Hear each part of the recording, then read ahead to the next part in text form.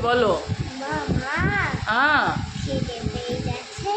খিদে পেয়ে গেছে এত সকালে? আবার খিদে পেয়ে গেছে। আমার একটু কি বলে দিয়ে ম্যাগি। ম্যাগি করে দিব? তুই ম্যাগি খাবে? ঘুম থেকে উঠে কেউ ম্যাগি খায়?